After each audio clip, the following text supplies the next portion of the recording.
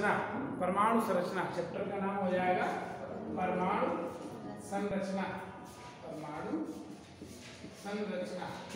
ठीक, हम दोनों बता देंगे, जहां भी आपको दिक्कत लगे हिंदी इंग्लिश वो आप पूछ लीजिए, हिंदी मीडियम वाले, इंग्लिश वालों को कोई दिक्कत ही नहीं है, फिर भी जिसको कोई इशू हो तो आप बताइएगा। ठीक, तो स्ट्रक्चर ऑफ एटम देखो जो है, ये चैप्टर बहुत इंपॉर्टेंट है। इंपॉर्टेंट क्यों है? बेसिकली ये हमारे केमिस्ट्री का बेस है। तो अगर आप इसको अच्छे से समझ गए, प्लस इसके बाद एक चैप्टर और होता है, देखो 3 चैप्टर बहुत इंपॉर्टेंट है। पहला है atomic structure, number 2 chemical bonding, और नंबर 3 स्टिकियोमेट्री माने मोल कंसेप्ट शॉर्ट। अगर ये 3 चैप्टर तुम्हारे अच्छे हैं इधर, और प्लस एक जर्नल ऑर्गेनिक केमिस्ट्री जीओसी, तो मान के चलो केमिस्ट्री 80% सीख ली, ये मान के चलिए। तो इसलिए ये तो पूरा बेस बनाएगा हमारा ये चैप्टर, बिना इसके तो आगे कुछ भी होने वाला नहीं है। ठीक, अब 12th में जो पढ़ते हैं देखो, वो हम प्योर लिखने वाला ज़्यादा पढ़ते हैं, जहाँ पे लिखा जाता है। यहाँ पे क्या है ना, रीजनिंग होती है हर चीज़ की। साइंस का मतलब ही देखो होता है रीजनिंग। ठीक है, तो हमारा जो फोकस होना चाहिए बेसिकली वो रीजनिंग पे होना चाहिए। तो मैं बहुत डीप में नहीं जाऊँगा इसमें, आपको उस तरीके से बताऊँगा जिससे आपके क्वेश्चंस आसानी से सॉल्व हो जाए। बहुत ज़्यादा नहीं पढ़ना है, थ्योरी कोई लिखाना थोड़े ना, थ्योरी बोर्ड का एग्जाम थोड़े देना हम लोग को तो पॉइंट समझने के ऐसा क्यों होता है वो समझाने में मेरा फोकस रहेगा। कोई दिक्कत हो पूछिएगा। देखो सबसे पहले ये एटम होता क्या है? एटम हिंदी में कहते हैं परमाणु। ठीक, एटम क्या होता है? देखो एक तुमको छोटी सी स्टोरी सुनाता हूँ। साइंटिफिक एक साइंटिस्ट था, ठीक, उसका नाम था जॉन डाल्टन। नाम सुना ही होगा तुमने, डाल्टन थ्योरी कैसे बनी। एक बार एक छोटे बच्चों को पढ़ा रहा था, तो उससे किसी बच्चे ने पूछा कि ये बताइए सर, सबसे दुनिया की छोटी चीज़ कौन सी है? अब आज से करीब 200-250 साल पहले की बात है। अब वो सोचने लगा, फिर उसने कहा अच्छा कल बताएंगे बेटा।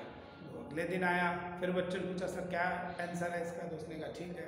उसने कहा एक पेपर लो और पेपर को पहले 2 पार्ट में तोड़ो, काटो, फिर 2 के 4 बनाओ, मतलब उसको बार बार काटते रहो। तो एक स्थिति ऐसी आएगी जब कट कट के मान लो छोटा सा पेपर बचा, जिसको हम हाथ में भी पकड़ नहीं पाएंगे ढंग से, तो फाड़ेंगे कैसे? 2 टुकड़े हो पाएंगे? तो फिर वो स्थिति क्या पहुंच जाएगी? अनकटेबल, माने ऐसी चीज जिसको अब हम कट नहीं कर सकते, ऐसी स्थिति पहुंच जाएगी। इस अनकटेबल इंग्लिश के वर्ड को ग्रीक लैंग्वेज में एटमॉस कहते हैं। क्या कहते हैं? और उसी से वर्ड बना है क्या? एटम। समझ गए? तो एटम क्या है? दुनिया की सबसे छोटी चीज। कौन कह रहा है?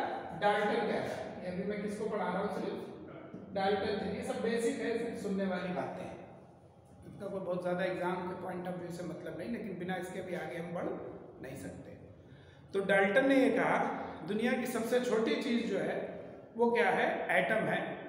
इसको फर्दर दोबारा और काटा नहीं जा सकता, यानी ये कहने का मतलब है ये ही बस अंतिम चीज़ है, इसके अंदर कुछ भी नहीं है, ये किसी और चीज़ से मिलकर बना नहीं है, ऐसा डाल्टन ने उस समय कहा। लेकिन बाद में ये थ्योरी फेल हो गई, ऐसा नहीं है। एटम के अंदर भी छोटी छोटी चीज़ें होती हैं, उन्हीं को हम क्या कहते हैं? सब एटॉमिक पार्टिकल। क्या कहते हैं? सब एटॉमिक पार्टिकल कहते हैं। अब ये जो सब एटॉमिक पार्टिकल होते हैं, छोटे छोटे कण होते हैं, जैसे इलेक्ट्रॉन नाम सुना होगा आपने, जैसे प्रोटॉन, है ना? ऐसे पढ़ना है। ये तुम्हें क्यों बहुत सिंपल सी बात बता रहा हूँ, उसको ध्यान में, जो कुछ तुमने आज तक 12th में पढ़ा हो वो सबको तो जाइए भूल, बोर्ड के लिए पढ़ा होगा। अभी धीरे धीरे चैप्टर आगे बढ़ेगा, आज तो नहीं, अभी 2-3 दिन बाद देखना, जब 2-4 क्लास हो जाएंगे हम लोग की, तब तुम्हें लगेगा सब कुछ बदल गया। जो पहले पढ़ा है बोर्ड के पॉइंट ऑफ व्यू पढ़ना अलग चीज़ है, और जब इसके हिसाब से पढ़ाएंगे तो बिल्कुल चीज़ें बदल जाएंगी। तो इसलिए आपका फोकस मान के चलो ब्लैंक शीट है, हम सब लिखेंगे आपके ऊपर, आपके दिमाग पे, वही सब समझना है, तभी पेपर में क्वेश्चन सॉल्व हो पाएंगे। धीरे धीरे समझते हैं, अभी तो आज तक बहुत बेसिक बता रहे हैं, सब कुछ आपको आता है। सब एटॉमिक पार्टिकल होते हैं, इलेक्ट्रॉन है, जैसे प्रोटॉन है, जैसे, है ना, ये सब इलेक्ट्रॉन, प्रोटॉन, न्यूट्रॉन, तो इसका मतलब ये हुआ एटम सबसे छोटी चीज नहीं है, एटम भी और छोटी चीजों से मिलकर बना है। इससे एक बात तो ये प्रूफ हो गई।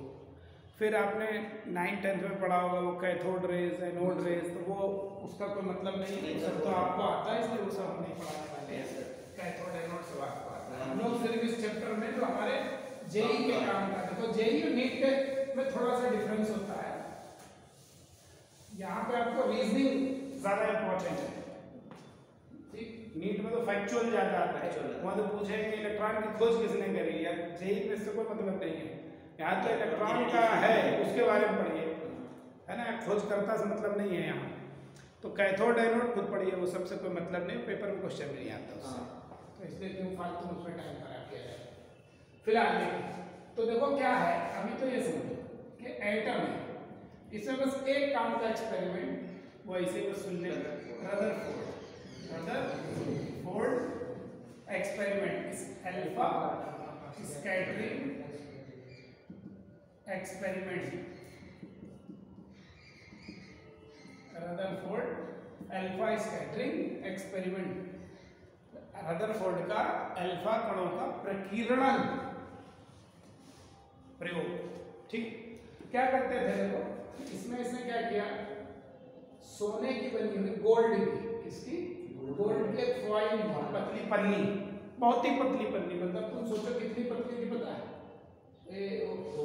इतना सेंटीमीटर, बाल भी मोटा है उससे, उससे भी पतली, बहुत पतली सोने की एक पन्नी बनाई, ये टंगी हुई है समझो, और इधर से अल्फा कणों की बमबारी करी, अल्फा पार्टिकल, अल्फा कण।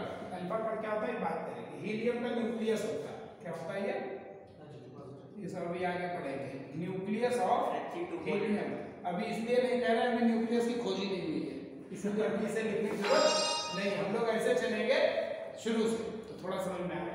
तो इसने क्या किया, अल्फा कणों की बमबारी कर दी, इस पर अल्फा कण आ रहा है, तो क्या हुआ, इसने क्या देखा कि ज्यादातर ये अल्फा कण आ रहा है, देखो ये टकराने आ रहे हैं, तो ज्यादातर तो अल्फा कण आए और निकल गए, आए और निकल गए, बस ऐसे गए निकल गए। हमारी बंदूक की गोली सीधे निकल गई, इसका सामने कुछ है ही नहीं, तभी तो निकल गया सीधे सीधे। तो ज्यादातर अल्फा कण सीधे ही निकल गए। इससे यह सिद्ध हुआ कि एटम, परमाणु का अधिकांश भाग खाली है, वो हॉलो है, खोखला है, ठीक। पहला पॉइंट निकला। दूसरा, कुछ कण क्या हुए, ये आए मुड़ गए, अपनी जगह से विक्षेपित हो गए, डेविएट हो गए। इस अब अल्फा कण जो होते हैं उन पे प्लस होता है, कैसा होता है, प्लस चार्ज होता है, तो रिपल्शन, प्रतिकर्षण से ही तो चीजें डेविएट होंगी। तो इसका मतलब इधर कोई प्लस चीज होनी चाहिए, क्या होनी चाहिए, ताकि प्लस और प्लस आपस में एक दूसरे को क्या कर दें, प्रतिकर्षित कर दें, ठीक, रिपेल कर दें। तो उसने कहा कि जरूर जो एटम है खोखला है पहली बार, और अंदर उसके कोई प्लस चीज है, तभी तो प्लस प्लस को क्या कर रहा है, प्रतिकर्षित, रिपेल कर रहा है। हजारों में कोई एक अल्फा कण ऐसा था जो सीधा गया और सीधे ही वापस आ गया, जो सीधे गया और वो सीधे ही क्या हो गया, वापस आ गया। तो इसका मतलब जो प्लस है, जो नाभिक, जो प्लस चीज है एटम के अंदर, वो बहुत छोटी सी है, तभी तो कोई हजारों में कोई एक जाके टकरा के उसी से वापस आया। और बड़ा होता तो कई लोग टकरा जाते, है ना, छोटी चीज पर छोटी चीज टकरा रही तो उसकी संभावना कम हो गई। तो इसका मतलब क्या क्या रिजल्ट निकले, पहला बात एटम का अधिकांश भाग खाली है, खोखला है, पहला पॉइंट। दूसरा पॉइंट, एटम के अंदर एक बहुत बहुत बहुत छोटी सी चीज है जो कि प्लस होनी चाहिए, क्योंकि प्लस प्लस में रिपल्शन। उस छोटी चीज को ही इसने क्या नाम दिया, न्यूक्लियस, नाभिक, क्या कह रहे हैं, न्यूक्लियस। या तो ये न्यूक्लियस की बेसिकली डिस्कवरी थी, किसकी खोज थी, न्यूक्लियस की खोज थी। इससे प्रूफ हो गया कि एटम के अंदर बीचों बीच क्या है, न्यूक्लियस है, नाभिक है। बात समझ में आ गई। तो ये तो खैर एक सिंपल सा एक्सपेरिमेंट है सर। हाँ जी, सर हमें ये कैसे पता चला कि बीचों बीच है, मतलब ये मतलब बीचों बीच है माना सर, पर ये लंबा लंबा भी तो हो सकता था, मतलब ये सेंटरिंग में क्यों था, मतलब स्फेरिकली शेप क्यों था इसका? ऐसा है ना, जो आपने ये मतलब उसका टाइम देखकर कि कितनी देर में, जब आपने अल्फा ये क्या थी गोल्ड की फॉइल, हाँ। तो इसमें ये मान के चल रहा है ना एटम परमाणु है, गोल्ड के परमाणु लगे है ना, परमाणु परमाणु परमाणु ये है ठीक। ऐसी पतली पन्नी का मतलब मालूम क्या होगा, सामने ऐसे खड़ी है, शीट खड़ी है, गोल गोल गोल गोल गोल समझ लो फुटबॉल लगी है, तो आपने यहाँ से पार्टिकल मारे, तो जब पार्टिकल मारोगे तो क्या होगा, ज्यादातर तो क्या होगा निकल ही जाएंगे। सामने एक बड़ी सी फुटबॉल रख दे और ऐसी फुटबॉल जो अंदर से सब क्या खाली है, तो सारे क्या होंगे निकल जाएंगे, और बीचों बीच अंदर एक टेनिस की बॉल रख दो उसके, तो फिर कोई ऐसी संभावना क्या होगी भाई, एक बड़ी बॉल खाली सी है, छोटी सी फुटबॉल उसके अंदर कंचा रख दिया छोटा सा, अब यहाँ से बंदूक से गोलियां मारो तो ज्यादातर तो कैसी होंगी निकल जाएंगी, कुछ क्या होंगी जो उस कंचे के पास से गुजरेंगी तो वो डेविएट हो जाएगी। कंचे पे फिर निशाना लगाना आसान हुआ मुश्किल हुआ, मुश्किल हुआ, तो हजारों में कोई एक ही तो फिट होगा जाके, वो सीधे कंचे पे लगा और सीधे क्या आ गया वापिस आ गया, नहीं समझे? तो इसका मतलब एटम के अंदर जो चीज है वो क्या होगी, छोटी है बहुत बड़ी, और बीचों बीच होने की संभावना उसकी वो, तो इसलिए भी ना सेंटर ऑफ ग्रेविटी तो चाहिए हर एक चीज को, हर चीज को क्या चाहिए सेंटर ऑफ ग्रेविटी कितनी ज्यादा है, तो जितना ग्रेविटी पे आएगा तो बीच ही में आना चाहिए। खैर इसके बाद बहुत से लोगों ने अपने परमाणु के मॉडल दिए, क्या दिए परमाणु के मॉडल दिए, फिर जे थॉमसन ने आप जानते हैं इलेक्ट्रॉन की खोज कर ली, रदरफोर्ड और गोल्डस्टीन ने प्रोटॉन की, चैडविक ने न्यूट्रॉन की, ये सब आपको पढ़ने की जरूरत नहीं, इसका एग्जाम से कोई मतलब नहीं। तो इसका मतलब क्या हो गया, अब सीधे सीधे हमारा ये हुआ एटम के अंदर दो चीजें हैं, क्या होता है, एक तो नाभिक न्यूक्लियस होता है, प्लस उसके अंदर क्या है सब एटॉमिक पार्टिकल है, उन सब एटॉमिक पार्टिकल में कौन है, इलेक्ट्रॉन है, दिख रहा है आप लोगों को, दिख रहा है लिखा हुआ, यस सर, प्रोटॉन है न्यूट्रॉन है, ठीक, इलेक्ट्रॉन प्रोटॉन और न्यूट्रॉन, इलेक्ट्रॉन को प्रोटॉन को न्यूट्रॉन की बात करें तो इलेक्ट्रॉन पे माइनस चार्ज होता है, प्रोटॉन पे प्लस होता है, न्यूट्रॉन पे तो नाम ही न्यूट्रल है ना, P माने प्रोटॉन P माने पॉजिटिव, तो इस पे जीरो चार्ज है, न्यूट्रल होता है, ठीक। अब सवाल उठता है ये एटॉमिक पार्टिकल, सब एटॉमिक पार्टिकल एटम के अंदर हैं कहाँ और लगे कैसे, पहली चीज तो ये, और दूसरी चीज इनकी संख्या कितनी है, सबसे पहले तो नंबर ही पता चले कितने हैं, 2 है 4 है 5 है कितने हैं, तो सबसे पहले इनका कितने कितने हैं, तो देखो जरा खोज वोज पे हमारे ज्यादा फोकस नहीं है, डिस्कस नंबर पूछ रहा है, तो देखिए तो सबसे पहले कुछ टर्म्स हैं, एटॉमिक नंबर, पहला टर्म क्या है एटॉमिक नंबर, ठीक, इसको हम किससे प्रदर्शित करते हैं, परमाणु क्रमांक कहते हैं इसको, परमाणु क्रमांक, इसको हम प्रदर्शित करते हैं किससे, Z से। परमाणु क्रमांक क्या होता है, देखो क्या होता है, नंबर ऑफ प्रोटॉन या इलेक्ट्रॉन, इलेक्ट्रॉन से ना neutral cell, number of proton, electron नहीं होता, ठीक, न्यूट्रल इलेक्ट्रॉन नहीं कहिए, कह देने में कोई बुराई नहीं है, कहना नहीं चाहिए, जो परिभाषा दी गई वो साइंटिस्ट ने जो मोजलेन परिभाषा दी वो सिर्फ बात करी किसकी, प्रोटॉन के लिए, चूंकि न्यूट्रल में प्रोटॉन इलेक्ट्रॉन की संख्या एक बराबर होती है इसलिए मान लेते हैं, लेकिन कहने में कोई बुराई नहीं है, लेकिन सही नहीं है, परिभाषा सही नहीं है, लेकिन कह लीजिए कोई फर्क नहीं पड़ रहा है।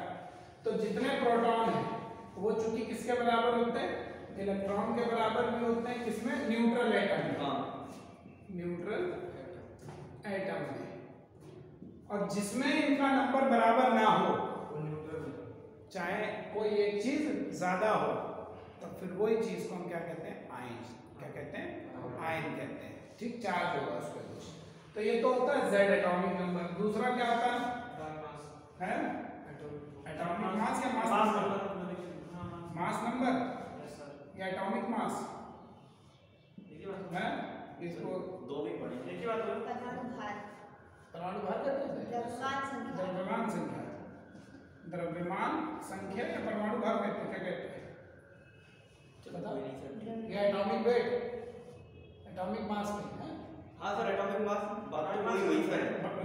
तो आपसे पूछ रहे हैं, वही बात है, अलग बात है। एटॉमिक मास को इंडियन क्या कहेंगे, परमाणु मास को क्या कहते हैं, द्रव्यमान या भार है। तो एक ही बात है, अलग बात है, एक ही बात है, अलग बात है। कितने लोग हैं इस रूम में? 6.5। कहना सही है गलत है? इस रूम में 6.5 कहूँ मैं हैं लोग, ये बात सही होगी गलत होगी? क्यों गलत होगी? क्योंकि हम लोग संख्या में, फ्रैक्शन में नहीं हो सकते। क्या हम लोग 3/4 हो सकते हैं? हम लोग 10 लोग हैं। अब नंबर कैसा होगा? हमेशा पूर्ण संख्या, इंटीजर होगा या नहीं होगा? इंटीजर में तो पॉइंट में भी हो सकता है, फ्रैक्शन में क्या होना है, कंप्लीट नंबर, नेचुरल, है ना। तो संख्या हमेशा कैसी होगी? कंप्लीट नंबर होगी। 1 2 3 4 5 6 होगी। 2/3 4/5 ये तो नहीं हो सकती ना। भार, हम सबका भार 500.600 ग्राम है। 500 किलो 600 ग्राम, अब तो हो सकता है ना लगभग। पॉइंट में हो सकता है भार, हम सबका भार पॉइंट में हो सकता है, लेकिन हम सबका नंबर, यानी नंबर भार एक चीज भी अलग हुई, तो फिर ये तो एक जैसे हुआ अलग। अरे बिल्कुल अलग है सर। कौन कह रहा है एक जैसे होते? कौन पढ़ा रहा है सर? कौन कंफ्यूज कर रहा है? कंसीडर कर लेते। देखो देखो जरा, क्लोरीन तो सुना ही होगा तुमने। क्लोरीन का 35 यहाँ क्या लिखते हैं? 35 लिखते हैं। ये 35 क्या है? 35 है, 35.5 है। अरे यहाँ क्या लिखे? 17 क्लोरीन 35 लिखा, सही है गलत लिखा? मुझे बताओ। ये 35.5 कौन सा सही है? ए वाला सही है, बी वाला सही है? बी वाला अरे बी वाला सही है गलत है? यही गलत है सर। इसका एवरेज ही तो यही आता मतलब। अरे यही गलत है यार, यही सब सीखना। हमने कहा ना, इंटर को जो पढ़ा है वो सब भूल जाओ। कौन आइसोटोप है? ये आइसोटोप है, ये और ये क्या? सर हम समझ ही नहीं पा रहे। सर हम समझ ही नहीं पा रहे, आप पूछने क्या चाह रहे हो सर? आप समझ ही नहीं पा। हमने पहला क्वेश्चन क्या पूछा? ये दोनों एक ही चीज है, अलग। आप लोगों ने क्या जवाब दिया? एक ही है। एक ही है सर। और हम क्या कह रहे हैं? ये दोनों एक चीज नहीं है। तो यही तो समझा रहे हैं। आओ समझो, देखो आप लोग कह रहे हो ये दोनों एक ही चीज है, मैं क्या कह रहा हूँ? ये क्या लिखा था? हिंदी में पढ़ो, ये क्या लिखा? संख्या या नंबर। और ये क्या है? मैंने पहले क्या एग्जांपल दिया? नंबर फ्रैक्शन में नहीं होता, और द्रव्यमान फ्रैक्शन में हो भी सकता है। नहीं, अरे किसी का वजन 100 किलो भी हो सकता है, किसी का वजन 100.5 किलो भी हो सकता है। ठीक है, लेकिन इस रूम में क्या 10:30 11:30 नंबर हो सकता है? नहीं हो सकता। तो नंबर और ये एक चीज है। तो आप लोग कह रहे हो एक चीज है, मैंने कहा आप ही लोग कह रहे हो, तो गलत कह रहे हैं। आप लोगों ने कहा एटॉमिक मास और मास नंबर एक चीज है, बिल्कुल गलत बात है, ऐसा नहीं है। आओ अब इसे समझा दें तो समझ में आएगा तुम्हारे। तो मास तो अभी समझ जाए। हम लोग एक पढ़ रहे थे आज तक, तुम लोग एक पढ़ रहे थे आज तक, एक ही बात होती है। मतलब सर कंसीडर तो हम एक ही करेंगे सर। क्या कंसीडर करो? हम आपसे पूछे क्लोरीन का मास नंबर कितना, आप क्या उत्तर दोगे? 35.5। तो गलत है। मतलब एग्जाम में आ गया क्वेश्चन था, जेई में इतना आसान नहीं आता, लेकिन तुम लोग तो इतना आसान में गलत कर दोगे। चलो सर आप बताओ सर इसका आंसर ही बता रहे। देखो जैसे मैं कहूँ क्लोरीन का मास नंबर कितना है ना, मास नंबर तो आइसोटोप जो आइसोटोप का होगा सर। हाँ वो है, मान लो 35 कहोगे या तो या 37 कहोगे, या चलो हम जनरली 35 मानते हैं क्योंकि वही ज्यादा पाया जाता है। 75% वही होता है प्रकृति में, 25% ये होता है। ठीक है, ठीक। तो हम मास नंबर कितना कहेंगे? 35। और एटॉमिक मास कितना है? 35.5। ये फर्क है। आओ हम इसे तुम्हें समझाएं, ऐसा क्या हुआ है। समझो जरा, रुक जाओ सर। सवाल में हम क्या यूज करेंगे सर? सवाल में क्या यूज करेंगे वही समझाने जा रहे हैं। समझ तो आप लोग गलत समझ रहे हो। देखो चलो समझो, अभी देखो, अभी सवाल है, चिंता मत करो। देखो एटम यही तो है, बीचों बीच कौन है? न्यूक्लियस है। अब बाहर कौन घूम रहे हैं? इलेक्ट्रॉन चक्कर लगा रहे हैं। नाभिक के अंदर दो चीजें होती हैं, क्या होती हैं? कौन कौन सी? न्यूट्रॉन और प्रोटॉन। वैसे आज की डेट में 900 से ज़्यादा पार्टिकल नाभिक के अंदर ज्ञात हैं, लेकिन सिर्फ हम 2 ही मेन मानते हैं, इन्हें मूलभूत कण या फंडामेंटल पार्टिकल कहते हैं। तो 2 मेन मान, कौन कौन? न्यूट्रॉन और प्रोटॉन। समझ गए? एक बात पूछनी है सर। हाँ। हमने सर इलेक्ट्रॉन को तो हमने वैसे उसके एक्सपेरिमेंट से फाइंड किया था सर। हाँ। प्रोटॉन को भी हमें पता चल गया कि पॉजिटिव चार्ज सेंटर में है रदरफोर्ड से। ऐसे न्यूट्रॉन को पता किया? सर न्यूट्रॉन को कैसे पता करा था? मास से। जब तो डिस्कवरी कि पहले मतलब बता यही देते है सेंटर के अंदर ही है। मास तो कंप्लीट एटम का ले रहे हैं ना। ऐसा थोड़ी ना होता है। किसी को तो यही क्या पढ़ा रहा है, चैप्टर का नाम क्या था? Atomic structure. वही पढ़ाएंगे हम। तो मतलब कैसे पता चला कौन कहाँ होगा? हाँ। ये खोज हो गई इलेक्ट्रॉन है बेटा जी, ये खोज हो गई प्रोटॉन में कोई चीज है, ये भी खोज हो गई न्यूट्रॉन में चीज हो गई। अरे वो तो बताएंगे बिल्कुल यार, तुमको आगे पहुंचने लगे, पहले सिस्टमेटिक पढ़ ले तो जेम्स चैडविक ने कैसे करी वही बताएंगे। तो सीधे निकल गए थे, प्लस माइनस फील्ड लगाई तो सीधे निकल गए। इससे तो पता चला कि वो न्यूट्रल होता है, पहला पॉइंट। अब स्थिति ये बता रही थी कि वो न्यूक्लियस के अंदर है या न्यूक्लियस के बाहर है, यही तो पता करना। तो उसके लिए तो बहुत सारे एक्सपेरिमेंट किए जा सकते हैं। सबसे आसान है आयोनाइजेशन। पढ़ा आयनन सिर्फ किसका होता है? इलेक्ट्रॉन का ही तो होता है। न्यूट्रॉन प्रोटॉन का कब से आयनन हुआ? तो आयनन किसका होगा? 100 रुपये खर्च करने, एक तिजोरी में रखे, हाथ में पकड़े, कौन से खर्च होंगे? जो बाहर होगा। बाहर कौन सा? तो बाहर कौन निकलेगा? इलेक्ट्रॉन। इलेक्ट्रॉन का होता है। तो और क्या, जो अंदर है उसका कैसे हो जाएगा? अच्छा सर। उसको करने के लिए बहुत ज्यादा एनर्जी चाहिए होती है। वो कैसे हम बताएंगे, भी चिंता मत करो, आगे पढ़ाएंगे कोई बताएंगे आपको। अभी तो चूंकि बेस थोड़ा सा सही कर दे, क्योंकि तुम लोग का बेस ही हिला हुआ है, एक ही चीज बता रहे थे, तुम लोग को पता नहीं क्या पड़ेगा। तो न्यूट्रॉन और प्रोटॉन है ना? हमारे साथ तो पढ़ोगे भी थोड़े दिन में होगा, जितना तुमने पढ़ी होगी उसके जो चैप्टर पढ़ाएंगे सब बदल जाएंगे तुम्हारे। हम लोग तो डिग्री कॉलेज वाले हैं ना, तो इंटर कॉलेज को तो है नहीं, तो थोड़ा हम लोग का अलग कहानी होती है सर। इसीलिए तो जेई में डिग्री कॉलेज वालों को लगाया गया है। तो देखो बेटा जी, न्यूट्रॉन और प्रोटॉन की सम्मिलित नंबर को न्यूक्लियॉन कहते हैं। क्या कहते हैं? इतना सब पता है मेरे बच्चों। हाँ। अब सुनो तुम ध्यान से, हमने सबसे पहले का एटॉमिक नंबर Z है, इसका मतलब होता है नंबर ऑफ प्रोटॉन। प्रोटॉनों की भार नहीं, प्रोटॉनों की संख्या को हम कहते हैं। संख्या को कह रहे ना, तो संख्या हमेशा नंबर पूरा ही होगा, 3 4 5 6 7 8 9। वो फ्रैक्शन में कभी नहीं। इसका मतलब Z कभी फ्रैक्शन में नहीं होगा, अंश में, अंश हर में नहीं लिखोगे उसे। कंप्लीट नंबर लिखो 1 2 3 4 5 6। इतनी बात समझ आ गई? हाँ सर। अब दूसरा है मास नंबर बेटा जी। क्या है? Mass number. एनो समझ जाओगे नंबर है, इसको A से लिखते हैं। कैसे लिखते हैं? A का मतलब होता है न्यूट्रॉन प्लस प्रोटॉन की संख्या नंबर। ठीक है sir. Number of neutron plus number of. तो अब बताओ A कंप्लीट नंबर होगा या फ्रैक्शन में होगा? हाँ सर होगा। A भी हमेशा कंप्लीट नंबर में होगा।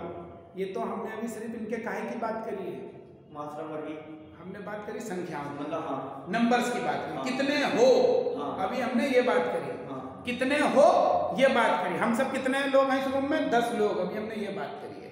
अब हम ये बात करेंगे हम 10 लोगों का वजन कितना है। अब हम बात क्या करेंगे? इनके न्यूट्रॉन प्रोटॉन का किसकी बात करेंगे? वजन की, मास की। ठीक, वो कैसे करेंगे देखो, अब समझो जरा ध्यान से सुनो। एटम तो बहुत छोटा है सर, आता इसी के बराबर है। अरे यार तुम तो जिद पकड़ लियो, आता उसी के बराबर। हम 50 बार कह चुके नहीं आता नहीं आता, कैसे कर लिख के स्टैम्प पर लिख के दे। पहले कह दिया, उसको सब भूल जाइए जो इंटर में पढ़ा। कौन कह रहा है उसके बराबर आता? कौन पढ़ा रहा है हमको बताइए? मैं ये कह रहा हूँ सर जी, पहले हमको बता आपको किसने पढ़ाया? टीचर नहीं पढ़ाया। कौन टीचर पढ़ा रहा है? पता नहीं सर, टीचर ही नहीं पता कौन पढ़ा रहा है। बहुत ही गजब हुआ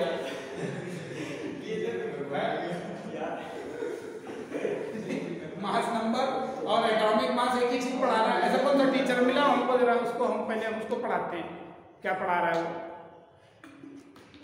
मास नंबर और एटॉमिक मास एक पढ़ा रहा है, ऐसा नहीं पढ़ाया हुआ कोई टीचर, ऐसा गलत नहीं पढ़ाता है। तो आपको कंफ्यूजन है समझने में, वही हम अभी दूर करने वाले। टीचर ने सही पढ़ाया, कोई टीचर गलत नहीं पढ़ाता है। देखो मास नंबर की बात खत्म हो गई। अब पहले चलो एक वजन की बात करते हैं। अब हम किसकी बात करते हैं? मास की। इलेक्ट्रॉन का मास, न्यूट्रॉन का मास, प्रोटॉन का मास, या पूरे एटम का, किसी का भी कर सकते हो भाई। हमारा मास अकेले का, हम सबका मास, इस पूरे कमरे का मास, नहीं समझ में आ रहा, किसी का भी बात आप कर सकते हैं। लेकिन एटम क्या है? छोटा है, बहुत बड़ा है। तोलेंगे कैसे? दिखता ही नहीं तो वजन तराजू पर रखेंगे कैसे? अरे वजन किससे निकाल लोगे? वेइंग मशीन से। तराजू पे रख के पेन को निकाल, कितने ग्राम के भाई लोग रखा, आगे रीडिंग पता चल गया, कोई दिक्कत? और जो चीज दिखी नहीं रही है पकड़ो रखो, कैसे रखे? वजन तुल पाएगा? एटम का वजन तोला नहीं जा सकता। एटम का वजन तोला डायरेक्टली हम नहीं कर सकते। शाबाश। इसीलिए हम उसके रिलेटिव मास की बात करते हैं। किसकी बात करते हैं? तुलना करते हैं उसकी। क्या करते हैं? तुलना करते हैं उसके मास की किसी और मास से। लेकिन किसी और का कहाँ से निकालने वो भी तो नहीं पता, तो उसका हमें मानना पड़ेगा। एक का हमें फिक्स करना पड़ेगा। तो पहले फिक्स किसका किया गया था? अब नहीं, अब किसका चलता है? कार्बन 12। अभी सब स्थानिक तो जानते हो, बात कर लेंगे उसकी। अब किसका चलता है? कार्बन 12। कैसे होता देखो, अब जैसे आप कहें मान लो ऑक्सीजन का कहें, ऑक्सीजन का मास आप कितना रखते हो? 8 मास 8 रखते हो। इसका मास नंबर भी 8 होता है। तो क्या फिर भी बात है 8 होता नहीं, 8 रख रहे हैं यार, 8.00 समथिंग। ये सर वही तो मैं कह रहा था, हम क्वेश्चन में तो दोनों बराबर यूज करते हैं ना सर जी। फिर क्या है यार, इसका मास ऑनलाइन दे देंगे, कैसे समझोगे? सर गलत समझ रहे हो, कुछ नहीं पता तुमको। यहाँ देखो तभी सर एटॉमिक नंबर होता है। मैं वही तो कह रहा हूँ कि समझे तो ना, उसको पीछे पढ़ा क्या बताया उसको, ये तो एटॉमिक नंबर है। हाँ सर ठीक है। तुम सुनो बेटा, ठीक है, हमको बहुत दूर सफर तय करना है। आज की शुरुआत है, मेरी बात सुनो। क्या करते हैं हम? वजन की बात कर रहे हैं। ऑक्सीजन देखो, ये कार्बन का एटम है, ठीक, ये ऑक्सीजन का एटम है। चलो, ये कार्बन का एटम है और ये ऑक्सीजन। दो फुटबॉल रखी है, कार्बन एक ऐसी फुटबॉल बहुत बहुत बहुत बहुत बहुत छोटी दिखाई। आज तक किसी ने इलेक्ट्रॉन को देखा? नहीं देखा। आज तक किसी ने प्रोटॉन को देखा? नहीं देखा। आज तक किसी ने न्यूक्लियस को देखा?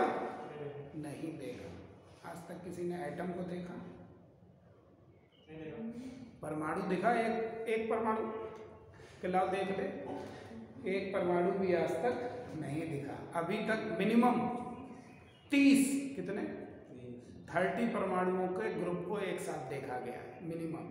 इससे कम अभी भी देखा, यानी एक अकेला परमाणु आज तक दिखाई नहीं दिया। ऐसी हमारे पास टेक्निक ही नहीं है अभी तक साइंस में कि हम एक परमाणु को अलग कर सकें। 30-40 तक साइंटिस्ट पहुंच गए हैं। एक टेक्निक होती है STM, scanning tunnelling microscopy.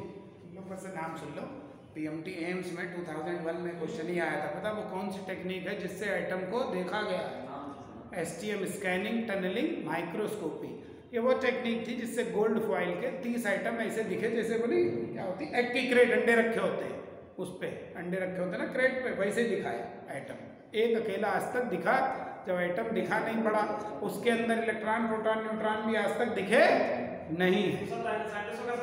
Proton में तो वो प्रोटॉन के 2 बार आते हैं इस पार्टिकल में, एक और होता है पार्टिकल में, प्रोटॉन को 2 बार बांट सकते हैं इस पार्टिकल में। कौन कह रहा है? ऐसा सुना है ना, पढ़ाई है, तुमने गलत पढ़ा।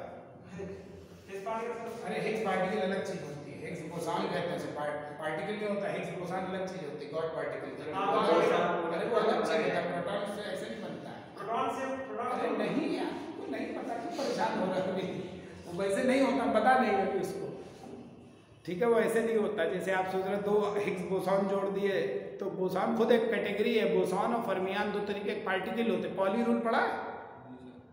अरे पॉली प्रिंसिपल पढ़ा? पॉली का अपवर्जन नियम, पॉली अपवर्जन नियम नहीं पढ़ा? क्या होता है पॉली का अपवर्जन नियम? हाँ, पॉलीज एक्सक्लूजन प्रिंसिपल, वही 4 क्वांटम नंबर। हाँ, वो कहते हैं ना किसी आइटम में क्या 2 इलेक्ट्रॉन की 4 क्वांटम नंबर एक बराबर नहीं पढ़ा? ये भी नहीं पढ़ा? नहीं वो पढ़ा सर, आप सवाल कर बताओ। वही सवाल बता रहे हैं। तभी तो बताएंगे। सवाल तब सही होता है बेटा जी जब उसके पीछे की कहानी बताओ, तभी तो सीख पाओगे। अभी अगर रटने आए हम पॉइंट्स लिखाए बैठ के रट डालोगे, उससे थोड़े कुछ काम चलना। जेई की तैयारी पीएमटी थोड़े चल रही जो फैक्ट आके लिखाने शुरू कर देंगे। नीट के लिए फैक्ट्स याद करने पड़ते हैं, आपको रीजनिंग समझनी है। तो पॉलिस प्रिंसिपल क्या कहता है देखो, और कितनी क्वांटम नंबर होती, चारों क्वांटम नंबर अजीमुथल प्रिंसिपल अलग अलग होनी चाहिए या एक जैसी होनी चाहिए? कितनी एक जैसी हो सकती है? अधिकतम 4 क्वांटम नंबर होती ना, N L M N N M S. तो चारों में अधिकतम कितनी एक जैसी हो सकती है? दो। चारों में वैल्यू कितने की एक जैसी हो सकती है? अरे पॉली प्रिंसिपल पढ़ाया कभी? क्या परिभाषा है पॉली प्रिंसिपल की? क्या परिभाषा है? Pauli's exclusion principle, poly rule पता है तुम लोग को कुछ भाई? ऐसे पढ़ाते हैं उसमें हम अपोजिट स्पिन के 2 इलेक्ट्रॉन को रख सकते हैं, ऐसा कुछ पढ़ा है। ऐसे पढ़ाया जाता है ना कि किसी परमाणु में किन्हीं भी 2 इलेक्ट्रॉन के लिए चारों क्वांटम नंबर की वैल्यू एक बराबर नहीं होती। पढ़ा कभी? No 2 electrons in any atom can have the same set of all the 4 quantum numbers। उसका अलग हो जाएगा। कौन सी 3 सेम होती है? अब कौन सी एक अलग होगी? ये स्पिन वाली अब क्वेश्चन आ जाए, बताओ कौन सी क्वांटम नंबर अलग हो सकती है? स्पिन वाली n अलग हो सकती है? n की वैल्यू 2 इलेक्ट्रॉन, उसमें n अलग अलग हो सकता है? 2 इलेक्ट्रॉन के लिए हाँ एक साथ है। हाँ तो कैसे हो जाएगा? अलग अलग है। एक ही एटम, कार्बन में कितने इलेक्ट्रॉन है? 6 इलेक्ट्रॉन में मान लो इलेक्ट्रॉन नंबर दूसरा और इलेक्ट्रॉन नंबर 5वां, तो कौन सी से? आपने इंटर में क्या पढ़ा? कितनी अधिकतम सेम हो सकती है? मैं ये क्वेश्चन पूछ रहा हूँ sir. N L M same हो सकता है और एस से हो सकता है। ठीक, चलो ये भी सुधारेंगे बाद में। चलो यार एक ऑर्बिटल के लिए अभी देखो सी और ओ है, तो जो पार्टिकल, जो कण पॉली रूल को फॉलो करते हैं उन्हें हम फर्मियॉन्स कहते हैं। जो पार्टिकल पॉली रूल को फॉलो नहीं करते उनको हम बोसॉन्स कहते हैं। एक कैटेगरी है। फर्मियॉन बहुत तरीके के होते हैं, उन्हीं में एक फर्मियॉन है electron. Electron is a fermion. ठीक है, अभी पढ़ोगे फिजिक्स भी है, पार्टिकल फिजिक्स। तो अब Higgs boson is a different thing. ठीक है, बोसान एक कैटेगरी। समझ में आता है क्वेश्चन का आंसर? और तुम उसको जोड़ने लगे, पता नहीं कहाँ से पढ़े यार लोग। कार्बन और ऑक्सीजन बहुत चाहिए, बहुत मेहनत की जरूरत है। तो कार्बन और ऑक्सीजन का वजन हम बात करें, दिख कोई रहा नहीं, तोल कैसे ले? तो फिर हमें रिलेटिव बात करनी पड़ेगी। क्या करनी पड़ेगी? तो हमें किसी एक को क्या करना पड़ेगा? मानना पड़ेगा, फिक्स करना पड़ेगा। क्यों है वो वजह बाद में। क्यों कार्बन, हाइड्रोजन को पहले माना गया, क्यों? वो सबसे छोटा है। लेकिन बाद में किसको माना गया? कार्बन 12, ये बहुत स्टेबल है, एबंडेंस इसकी बहुत ज्यादा। एबंडेंस क्या कहते हैं? काफी मात्रा में पाया जाता है, 99.9% लगभग है। तो ठीक है, कार्बन को माना। अब कैसे ऑक्सीजन का वजन निकालेंगे? हम तोलेंगे। क्या करेंगे? तोलेंगे एक दूसरे के सापेक्ष। नहीं समझे?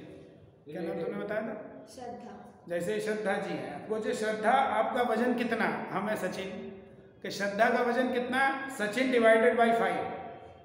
हमारा वजन कितना? श्रद्धा का वजन गुणा 5 गुने है इनसे भारी। नहीं समझ में आ रहा है? गुना समझ रहे? वही बात यहाँ की। क्या करो, कार्बन के बहुत सारे एटम होंगे जो भी हों, उनमें से एक एटम ले लो। कोई ले लिया, कौन सा वाला? C12 isotope. कौन सा आइसोटोप दिया? समस्थानिक C12। इस एक परमाणु का वजन कितना है? 12 AMU। एटॉमिक मास यूनिट को आजकल U से लिखते हैं, ये भी अभी आगे बताएंगे। और इसको 12 से डिवाइड कर दो, कितना बचा? 1 बचा। इसका मतलब कार्बन 12 के एक एटम का जो वजन होता है उसका पहले क्या कर दो? 12वां भाग। तो कितना हो गया? 1। तो ऑक्सीजन तुम्हारा मास क्या है? अब समझो, तो किसी परमाणु का, किसी एटम का मास क्या है कि वो ऑक्सीजन का एक एटम कार्बन 12 के एक एटम के 12वें भाग से कितने गुना भारी है? पहले कार्बन का एक एटम, उसके वजन को 12 से डिवाइड करिए बेटा जी। जब 12 से डिवाइड कर देंगे तो 1 आ जाएगा, तो उससे वो कितने गुना भारी है, उसी को हम क्या मान लेंगे, ऑक्सीजन का वजन मान लेंगे। सुन लो पहले, समझ लो, ज़्यादा पूछ रहे हो इसलिए कुछ नहीं समझ में आ रहा। ऑक्सीजन का हम ये कहते हैं मास। जैसे किसी ने कहा ऑक्सीजन का मास 16 है, जैसे 16 मानते हैं, 16 होता नहीं, 16 पॉइंट समथिंग होता है, ठीक, लेकिन 16 मानते हैं कैलकुलेशन। क्लोरीन का 35 नहीं मानते, उसका 35.5 को नेगलेक्ट नहीं कर सकते ना। अब 16.002 है तो 2 को इसको नेगलेक्ट भी करते तो फर्क पड़ रहा है कैलकुलेशन में, लेकिन अगर कोई का 16.8 और 8 को नेगलेक्ट कर सकते हो, तो वही बात है, 35.5 को नेगलेक्ट किया नहीं जा सकता, 0.5 को 35.5 ही लिखेंगे, लेकिन ऑक्सीजन का तो 16.000 समथिंग है, तो उसको नेगलेक्ट करके हम सिर्फ 16 लिखने, कोई फर्क हमारे कैलकुलेशन में ज़्यादा पड़ने वाला पढ़ाई में, साइंटिफिक में हालांकि ये भी नहीं होता। साइंटिफिक कैलकुलेशन में पूरा पॉइंट से 4 डिजिट तो भी निकालना पड़ता है, तभी सही एक्यूरेसी आती है। तो ऑक्सीजन का वजन 16 है, इसका मतलब क्या हुआ, ऑक्सीजन का एक परमाणु कार्बन 12 के एक परमाणु के 12वें भाग से 16 गुना भारी है। इसका मतलब ऑक्सीजन कार्बन से हम कह सकते हैं 16 गुना भारी है। समझ में आ रहा बात? पहला पॉइंट तो ये समझ में आ गया होगा मेरी बात। अब वजन कैसे निकालते हैं समझ गए, रिलेटिव बात करते हैं। अब देखो, अभी कुछ मत पूछो तुम यार, आपने इरेज कर दिया था, अभी पूछना था, अभी मत पूछो ना, तभी कह रहा है, सुनो बस सिर्फ अभी सिर्फ तुम सुन लो। अब देखो ध्यान से, जैसे हम बात करें हाइड्रोजन की ही बात करें, मान लो हर इसका एटम है, तो पहले सबसे पहले हमें समझना चाहिए आइसोटोप्स क्या होते हैं। क्या होते हैं? आइसोटोप्स, समस्थानिक, पहले इसी को समझा जाए। अब देखो परमाणु का रिप्रेजेंटेशन, प्रदर्शन, परमाणु को हम लिखते कैसे, किसी आइटम को मान लो लिखना है, तो आइटम को कैसे लिखते हैं, जैसे कार्बन को लिखना है 6C12, कहने का मतलब क्या लिखते हैं, जो भी आइटम है, जो भी आइटम को तुम लिख रहे हो, M मान लो, नीचे उसका Z एटॉमिक नंबर लिखते हैं, और यहाँ आगे या पीछे वैसे इधर लिखना चाहिए, लोग इधर भी लिख देते हैं, उससे कोई फर्क नहीं है, आगे इधर लिख लो, ठीक है, लेकिन यहाँ लिखना चाहिए, सही तरीका है, कोई भी चलता है। और यहाँ उसका लिखते हैं क्या, A क्या है, मास नंबर का मतलब उसके अंदर न्यूट्रॉन और प्रोटॉन की संख्या क्या है। तो समस्थानिक क्या होता है, देखो पहली बात, ये एक ही एलिमेंट के होते हैं, किसके होते हैं, एक ही एलिमेंट के ऐसे एटम जिनके Z क्या हो, सेम हो, जिनके A क्या हो, डिफरेंट है। परमाणु क्रमांक, एटॉमिक नंबर जिनके सेम हो और मास नंबर जिनके क्या हो, अलग अलग हो। देखो समझो, जैसे हम हाइड्रोजन से शुरू करते हैं, हाइड्रोजन को हम क्या लिखते हैं, 1H1, 1H2, 1H3, 1H1, 1H2 और 1H3। तो इसमें देखो Z कितना है, Z माने प्रोटॉन कितने हैं, इसमें सबका Z क्या है, सेम। A बोलो, A क्या है, 2। अब देखो प्रोटॉन कितने, न्यूट्रॉन कितने हुए, देखो भाई न्यूट्रॉन का मतलब क्या है, मास नंबर में से Z घटा, पता चल जाएगा न्यूट्रॉन कितने। क्यों? क्योंकि A में क्या होता है, न्यूट्रॉन प्लस, भाई A क्या है, A का मतलब होता है न्यूट्रॉन प्लस प्रोटॉन, ये तो होता है न्यूट्रॉन प्लस प्रोटॉन, और प्रोटॉन किसके बराबर है, Z। तो जरा n को इधर ले आओ, n को इधर तो Z इधर ले आओ, तो इसमें n बराबर क्या हो गया, A माइनस Z हो गया। अरे बोलो, ठीक है। तो इसमें से ऐसे घटा दो, कितना, यहाँ कितना, यहाँ कितना, इसका मतलब इसकी स्ट्रक्चर क्या होगा, कैसे बनाएंगे, ये सब तो जानते हैं। बाहर एक इलेक्ट्रॉन है ना, अंदर एक प्रोटॉन और कोई न्यूट्रॉन नहीं, इसमें बाहर एक इलेक्ट्रॉन, अंदर एक प्रोटॉन और एक न्यूट्रॉन, फिर अंदर एक प्रोटॉन, 2 न्यूट्रॉन और बाहर एक इलेक्ट्रॉन। तो देखो है सब हाइड्रोजन ही, सब क्या है, तीनों क्या है, हाइड्रोजन के ही। देखो एक होता है एलिमेंट, तत्व, ये हाइड्रोजन एलिमेंट है, लेकिन इसके 3 अलग अलग एटम हैं और तीनों एटम में अलग अलग क्या है, उनके प्रोटॉन सेम है, लेकिन न्यूट्रॉन का नंबर क्या है, अलग है, और मास नंबर क्या है, अलग अलग है। अब हम इनके वजन की बात करेंगे। किसकी बात करेंगे? वजन की। इलेक्ट्रॉन का वेट निकालें, न्यूट्रॉन का वेट, तो वो तो बहुत तरीके निकालने के, है ना, फार्मूले से निकाल सकते हैं। तो जब इलेक्ट्रॉन वगैरह का वेट निकालेंगे तो पॉइंट्स में आएगा, कंप्लीट नंबर नहीं है। प्रोटॉन का भी वेट काय में आएगा, पॉइंट में आएगा, न्यूट्रॉन का भी पॉइंट्स में आएगा, इसलिए ये नंबर कंप्लीट नहीं है।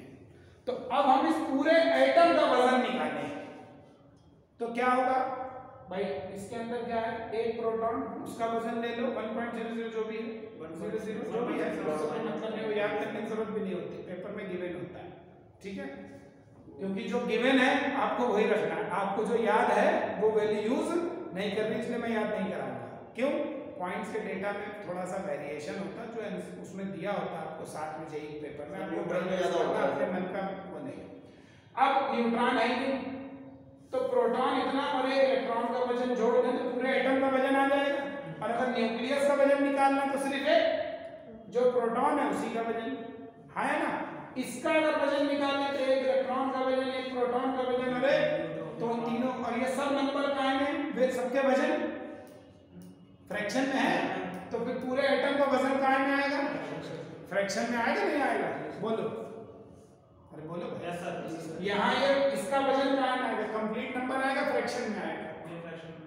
सर पहले इतना जो पूछ रहे हो तो बता, अपना क्या तुम्हें समझ में आ रहा है बिल्कुल मत बताओ, अगर समझना चाहते हो तो ठीक है। जितना जितना हम पूछेंगे अगर हमारे हिसाब से चलोगे तो सीख जाओगे, अपने हिसाब से चलोगे तो कुछ नहीं सीख पाओगे। यहाँ बस इतना बताओ, क्या इसका वजन फ्रैक्शन में आएगा नहीं आएगा? इन आइटम्स के वजन फ्रैक्शन में आएंगे, कंप्लीट नंबर आएंगे, फ्रैक्शन आएंगे, ठीक। हवा में हाइड्रोजन है मान लो, हवा में मान लो हाइड्रोजन है जस्ट सपोज, तो कितने प्रकार की हाइड्रोजन? एक ही प्रकार की एटम्स हैं उसके, कितने? लाखों, करोड़ों, अरबों, बिलियंस ऑफ एटम्स, है ना। अब इन बिलियंस ऑफ एटम्स में क्या हाइड्रोजन सिर्फ यही वाला है? क्या यही वाला है या ये वाला? ये तीनों है। इस हवा में इस समय हाइड्रोजन कितने प्रकार की है? एक प्रकार की है या तीनों प्रकार की है एटम इसके हाइड्रोजन के? बस यही एक क्वेश्चन है। अरे बताया, सिंपल से क्वेश्चन पूछ रहे हैं। ऑक्सीजन तो है हवा में, नहीं है? ऑक्सीजन के आइटम सब एक ही प्रकार के हवा में? देखो देखो देखो, 8O16, 8O17, 8O18, 8O19, बहुत सारे मूल हैं। 19 होता था? अरे बहुत होते हैं, लेकिन आपके काम के नहीं है। आपके काम के सिर्फ यही 3 समझो, ठीक है? आप तो सिर्फ 3 समझो, तभी तो कह रहे हैं जहाँ तुम्हारी पढ़ाई अभी तक ख़त्म हुई है, अब हमें उसके आगे से ढंग से पढ़ना है, इसलिए जैसे पढ़ा रहे हैं वैसे चलो। अभी तो हाइड्रोजन का भी चौथा आ गया है, पता है? वो बुक में मिलेगा भी नहीं ढूंढे तो खैर तुम्हारे मतलब का भी नहीं, वो रिसर्च की बात है, ठीक? उसको मान अभी आप शुरू नहीं कह रहे हैं ना, मतलब जेईई के मतलब का नहीं पढ़ेंगे, हम उतना ही बता रहे हैं, तभी तो कह रहे हैं हमारे हिसाब से चलो। तुमको क्या पता जेईई में किस लेवल का है? वो तो सही है सर, इसलिए एक सवाल पूछना है आपसे। ये 3 है हवा में। इस समय हवा में ऑक्सीजन जो है एटम, वो एक तरीके की, अलग अलग तरीके की, बस इतना जवाब दो। अलग अलग तरीके की होगी, अलग अलग तरीके, तीनों है अगर तो तीनों है इस समय हवा में। हाइड्रोजन अगर है तो उसके एटम एक नहीं तीनों हैं। हाँ। तो अब वजन हम निकालेंगे, एक का निकलेगा, तीनों का निकलेगा, एवरेज निकलेगा तीनों का। एवरेज निकलेगा या नहीं निकलेगा? हाँ निकलेगा। उसी एवरेज वजन को ठीक है सर, वो फ्रैक्शन में आएगा, कंप्लीट आएगा, फ्रैक्शन में आएगा। पक्की बात? हाँ। Very good. वो फ्रैक्शन में जो वजन निकल के आता है उसी को हम क्या मानते हैं? हाइड्रोजन का एटॉमिक मास, ना कि मास। मास नंबर हमेशा एक पर्टिकुलर आइसोटोप का होता है, और हवा में या जहाँ भी है पृथ्वी में सॉलिड गैस जो भी है उसमें हमेशा एटम समस्थानिकों के आइसोटोप्स के मिक्सचर में होते हैं। इसलिए जब उनका हम वजन की बात करेंगे तो एक अकेला एटम चूंकि अलग करने की कोई हमारे पास तरीका नहीं है। हालांकि आइसोटोप्स को अलग किया जा सकता है, ऐसी बात नहीं है, आइसोटोप्स को हम अलग कर सकते हैं, लेकिन तब भी वो मिक्सचर में ही रहेंगे। मतलब 100 आइसोटोप हो जाएंगे एक जैसे, अलग बात है। 100 आइसोटोप अलग कर लीजिए, 100 अलग, लेकिन तब भी तो 100 ही रहेंगे ना, एक नहीं रहेगा। तो हमें वजन हमेशा कायम निकल के आएगा, एवरेज में ही निकलेगा। अरे बोलो भाई। और जब एवरेज में निकलेगा, एक तो वैसे ही इलेक्ट्रॉन प्रोटॉन का वजन फ्रैक्शन में ही आना है, तो एवरेज भी हमेशा किस में आएगा। लेकिन अब मान लो हाइड्रोजन हवा में 3 तरीके की है, तो जो हम आपसे कहेंगे हाइड्रोजन का मास नंबर बताओ, क्या बताओ, द्रव्यमान संख्या। तो आपके 2 क्वेश्चन होंगे कि सर आप बताइए कौन से वाले को बताएं, इसको हम प्रोटियम कहते हैं, इसको ड्यूटेरियम कहते हैं, इसको ट्राइटियम, जानते ही हो है। तो आप हमसे पूछिए सर मास नंबर हम किसका बताएं, प्रोटियम का, ड्यूटेरियम का, या तो मैंने कहा प्रोटियम का मास नंबर बताओ, तो कितना आ गया। मैंने कहा ड्यूटेरियम का बताओ, मैंने कहा ट्राइटियम का बताओ, क्या बताओ, क्या पूछा मैंने, कंप्लीट नंबर में फ्रैक्शन में, कंप्लीट नंबर। अब मैं कहूं प्रोटियम का एटॉमिक मास बताओ, तो प्रोटियम का एटॉमिक मास 1 होगा या एवरेज या उसमें आएगा फ्रैक्शन में। क्यों, क्योंकि इलेक्ट्रॉन और इस प्रोटॉन के वजन ही हमारे उसमें नहीं है कंप्लीट नंबर में। तो यार एटम का वजन कैसे कंप्लीट नंबर हो सकता है, वजन कभी कंप्लीट नंबर ना था, ना है, और ना कभी होगा परमाणुओं का, नहीं समझे। और वो हम अकेले का निकाल भी, तो हम किसका यूज करते हैं, इसीलिए एवरेज का, किसका यूज करते हैं, और उसी एवरेज को हम क्या कहते हैं, एवरेज एटॉमिक मास या सिंपली एटॉमिक मास। तो अब बताओ मास नंबर क्या है, संख्या, तो वो हमेशा क्या आएगी, पूरी संख्या, 3 4 5 6 7 8 9 10 जो भी है। और वजन हमेशा क्या है, फ्रैक्शन में, वो कभी कंप्लीट नंबर नहीं होगा। अब इन जनरल जैसे हम जब क्वेश्चन सॉल्व करते हैं, मोल कॉन्सेप्ट वगैरह, तो क्वेश्चन लिखा जैसे, अब वो वाली बात आपकी करते हैं जो आप कहना चाह रहे हैं कि वाटर लिख दिया, जैसे अब कह रहे हैं इसका मॉलिक्यूलर वेट निकालो, यही तो करते हैं। तो क्या करते हो तुम, इसका 2 रखा, 1 1 2 है, ऐसे 1 प्लस 1 है, प्लस, चलो हम सिंपल वर्जन है, नहीं तो कितना आ गया। तो अब आपने सर आपने दिया पूरा रख लिया, अभी तो आपका फ्रैक्शन में होगा। तो मेरे बच्चों ये मॉलिक्यूलर वेट है, क्या है, मॉलिक्यूलर वेट है। और इस मॉलिक्यूलर वेट में हमें वेट रखना चाहिए आइटम का या मास नंबर रखना चाहिए, बताओ। वेट निकालने के लिए वेट को ऐड करोगे या नंबर को ऐड करोगे, वेट को। और वेट हाइड्रोजन का 1 है या 1.00 या 0.0008, जो भी हो वही रखना चाहिए ना। पॉइंट्स में जो भी है, जैसे प्रोटॉन हमें सबका ऐड करके रखना है ना। तो देखो हम हाइड्रोजन का वजन भूल जाओ, हमें नहीं पता, मैंने भाड़ में जाए, हम तो यहाँ से कौन से हाइड्रोजन का वजन रखें, ये तो आपने H2O लिख दिया। अरे हमको क्या पता ये हाइड्रोजन प्रोटियम है, ड्यूटेरियम है, या तो सिंबल से पता चल जाएगा। वही कह रहे, सुनते रहो, सिंबल H ही होता है, सर D होता नहीं होता है, वो D लिखा जाता है उसको डिस्टिंग्विश करने के लिए, उसको अलग से लिखने के लिए, वरना समस्थानिकों का सिंबल सेम ही होता है, अलग नहीं लिखा जाता। पीरियोडिक टेबल में तुमने कभी ड्यूटेरियम लिखा दिखाया कहीं आज तक ना, कहाँ लिखा, दिखाओ कोई पीरियोडिक टेबल जिसमें कहीं डी लिखा हो, टी लिखा हो, कहीं लिखा। सर उसमें हम आइसोटोप्स की मतलब बात ही नहीं करते सर। कौन कह रहा है, जनरली होता है ना सर, तुमने पढ़ाई में पीरियोडिक टेबल में होता है ना सर, उसमें तुमने पीरियोडिक टेबल में नहीं पढ़ा है जब चलो वो भी नहीं पढ़ा, पर भी सर आप ये बताओ सर इसमें पढ़ लिया नहीं लिया। भाई समझाने जा रहे हैं, हमें नहीं पता हम क्या रखें, हमें बस इतना बताओ, हमें इस हाइड्रोजन का है नंबर रखना है, मास रखना है, बाकी बात। अब हाइड्रोजन कौन से वाले का मास रखें ये तो हमें पता नहीं है। तो बेटा जी पानी कहाँ है, यही है जहाँ भी है। तो जो हवा में, रूम में, कहीं भी दुनिया में पानी है, बोतल में है, कहीं भी है, ये पानी का फार्मूला क्या है, H2O है, D2O है या T2O है।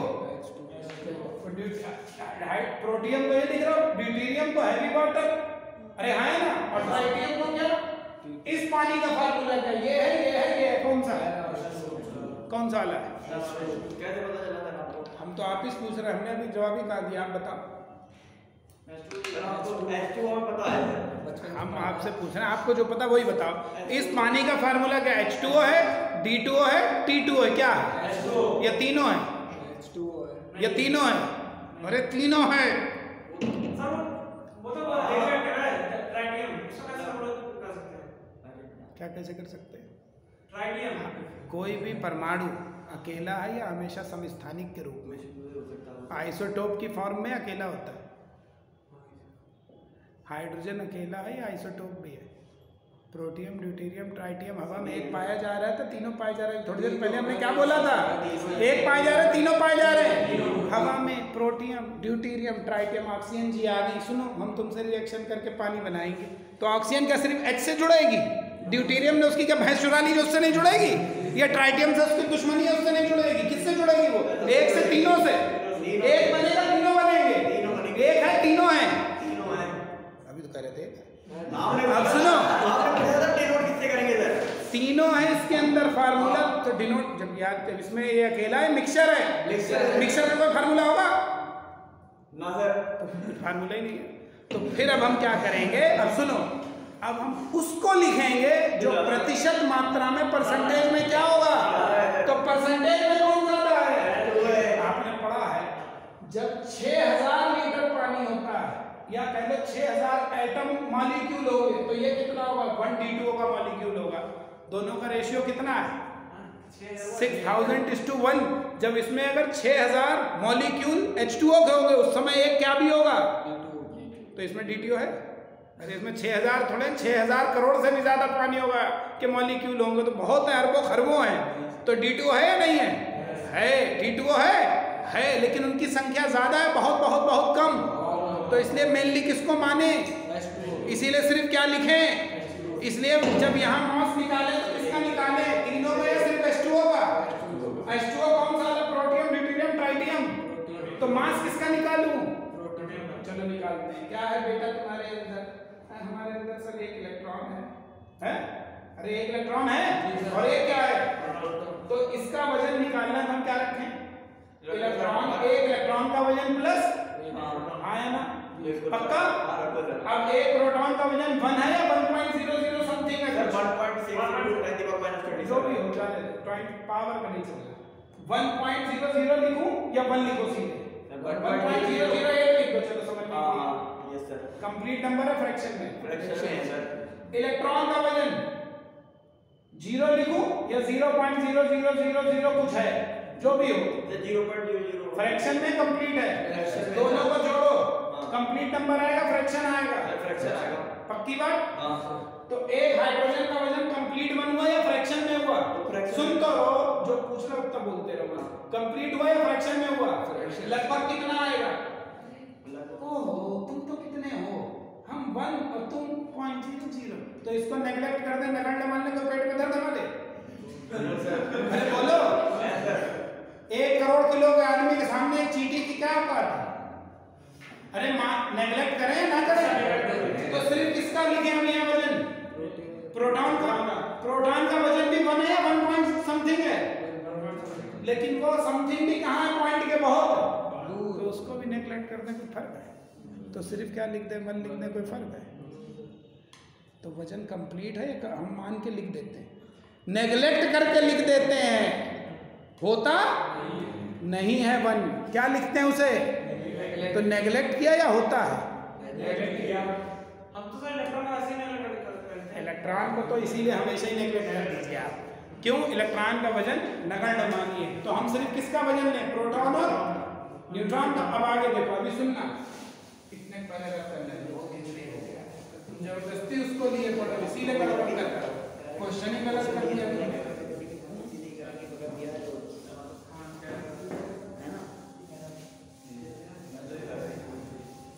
तो ये बताओ, वजन हाइड्रोजन का 1 होता है या हमने 1 नगण्य करके माना है?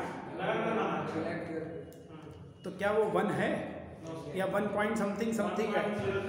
तो ऑक्सीजन भी 16 है या 16 पॉइंट समथिंग समथिंग है? तो हमने 16 रखा है या माना है?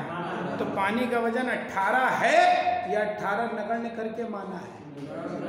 तो क्या एग्जैक्ट वजन 18 है पानी का या 18 दशमलव समथिंग होगा? तो मास फ्रैक्शन में है या कंप्लीट 18 है? फ्रैक्शन में।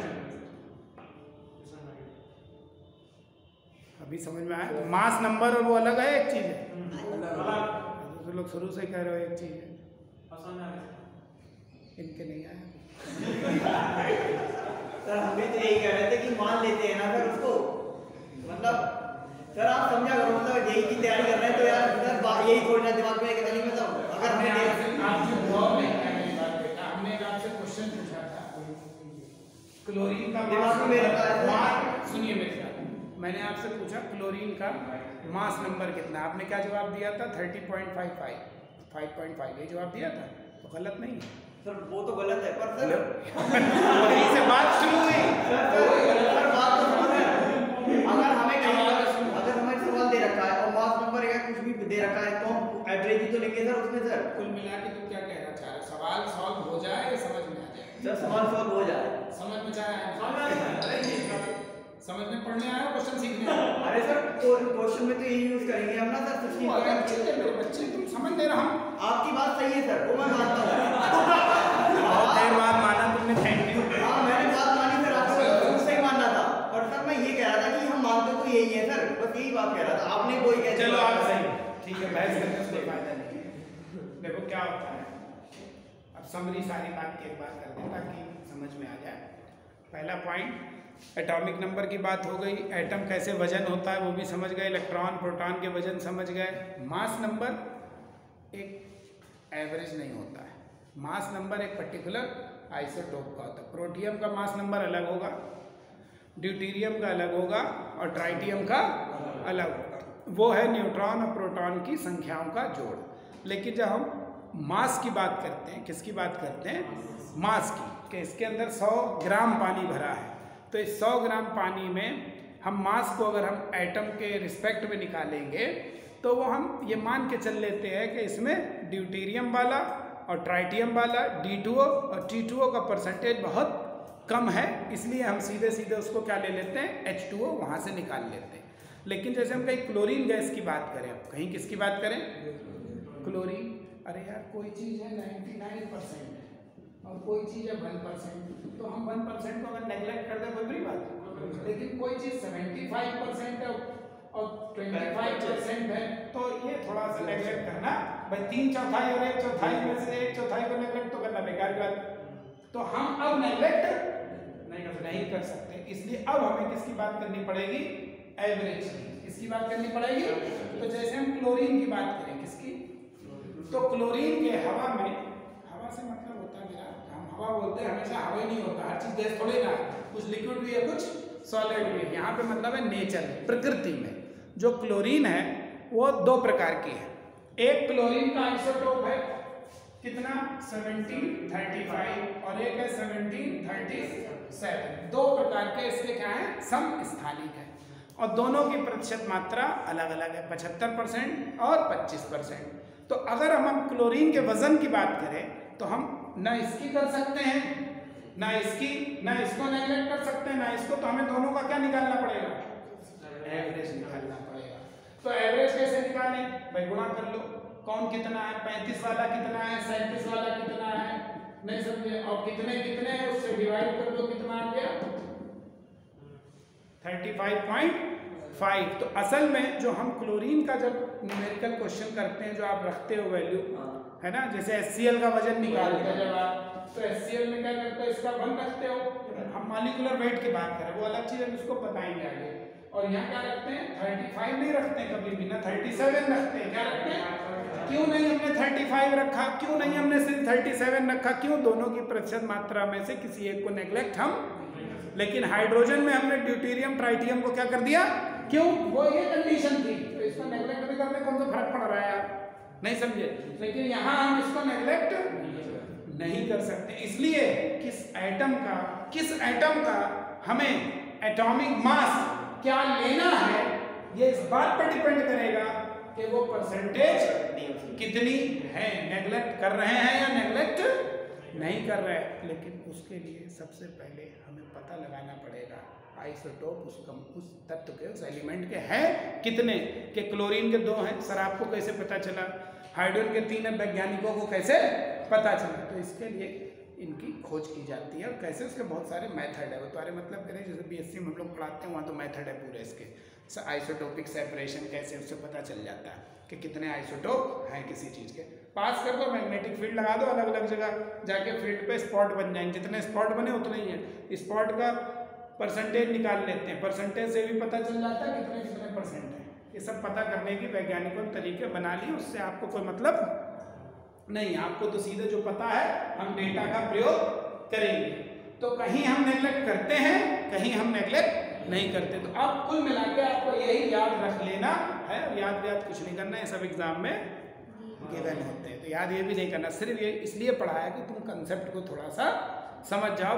बेसिकली जेई में तो खैर इसके न्यूमेरिकल बहुत पहले आते थे, आज से करीब 20 साल पहले की बात करें तब ऐसे भी क्वेश्चन आए। ये क्वेश्चन क्लोरीन वाला जो है ना 2003 PMT का भी आया हुआ है, तब भी ये क्वेश्चन ऐसे, और ये जेई में भी आ चुका है बहुत पहले। अब इस टाइप बहुत लो लेवल क्वेश्चन माने जाते हैं, जेई का तो स्टैंडर्ड बहुत हो गया। तो ये सब उसमें नहीं आते, के लिए हमें कंसेप्ट पता होना चाहिए, क्योंकि अभी तो मोल कॉन्सेप्ट में कहा आएगा, हम मोल कॉन्सेप्ट नहीं पढ़ा रहे हैं, हमारा टॉपिक चल रहा है एटॉमिक स्ट्रक्चर, वहाँ पे इसकी जरूरत पड़ेगी, इसीलिए मैं उसको थोड़ा सा बता रहा हूँ तुम्हें। अब ये मान के चलो हम ऑक्सीजन का 16 रखते हैं तो 16 पॉइंट समथिंग होगा, तो वो भी जो होगा हम 16 जो रख रहे हैं नेगल करके वो सब बातें करके रख लिया गया। बस इतना अब तुम्हें ध्यान रखना है, किसका क्या है वो हमने तुम्हें समझा दिया। अब दूसरी चीज मालूम क्या है, कहानी अब असली ये है कि एटम के अंदर ये पता चल गया कि न्यूक्लियस जैसी कोई चीज़ है, एटम के अंदर प्रोटॉन है ये भी पता चल गया, एटम के अंदर इलेक्ट्रॉन है ये भी हमें पता चल गया। रदरफोर्ड वगैरह ने एक्सपेरिमेंट से ये भी बताया कि जैसे ये एटम है और एटम के अंदर कौन है, न्यूक्लियस, तो ये उसकी क्या है, न्यूक्लियस की रेडियस Rn कहते हैं, रेडियस ऑफ न्यूक्लियस, और यहाँ से यहाँ तक ये किसकी एटम, ये किसकी रेडियस हो जाएगी, एटम की रेडियस।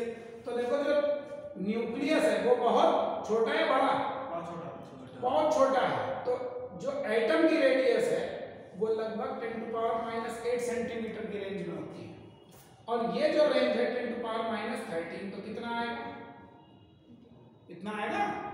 इसका मतलब एटम इक्वल्स टू 10⁵ Rn, हाँ या ना, बोलो। इसका मतलब परमाणु एटम न्यूक्लियस से कितना गुना बड़ा है, 10⁵ कितना हो गया, 1 लाख। इसका मतलब बेटा जी एटम के अंदर इतना बड़ा अगर एटम मान लो तो इसको 1 लाख गुना छोटा कर दो, उतना बड़ा है कौन, उसके अंदर न्यूक्लियस। नहीं समझे, है ना, जैसे तुम समझो भैया बहुत बड़ी फुटबॉल और उसके अंदर जरा सा कोई एक छोटी सी गेंद, तो न्यूक्लियस क्या है, बहुत बड़ी चीज या छोटी, और बाकी जगह क्या खाली, इसीलिए एटम का अधिकांश भाग क्या है खाली। अब एक बार जेई का क्वेश्चन आया हुआ बता रहे तुमको, जेई मालूम क्वेश्चन क्या है, ये नहीं, ये तो इसका रेशियो था पूछा, हाँ ये तो आ चुका है, क्वेश्चन दूसरा पूछ लिया मालूम, ये तो हमने किसका रेशियो निकाला, उसकी रेडियाई का, उन्होंने क्या पूछा था, वॉल्यूम का रेशियो बताओ, तो बताओ ना भाई, अरे क्यू भी तो हो जाएगा, एटम कैसा है, स्फेरिकल, तो स्फेयर का वॉल्यूम कितना होता है,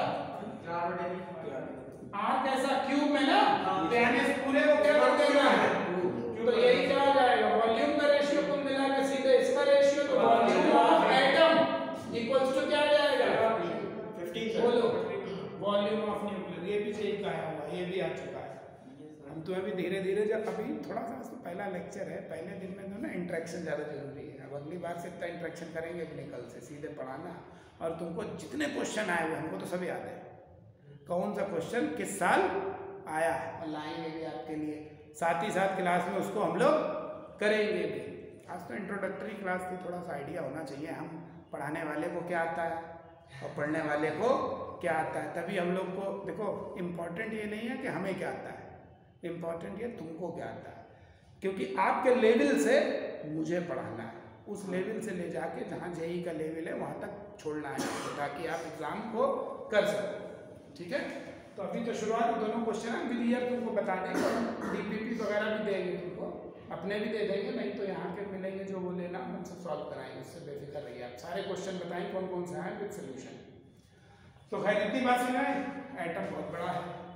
अब सवाल ये उठता है यार, एटम बहुत बड़ा है, उसके अंदर कितनी चीजें हो गई, इलेक्ट्रॉन और अंदर न्यूक्लियस, न्यूक्लियस के अंदर दो चीजें, प्रोटॉन और लगे कैसे ये तो हम कह रहे हैं न्यूक्लियस के अंदर, पहले कैसे पता चला?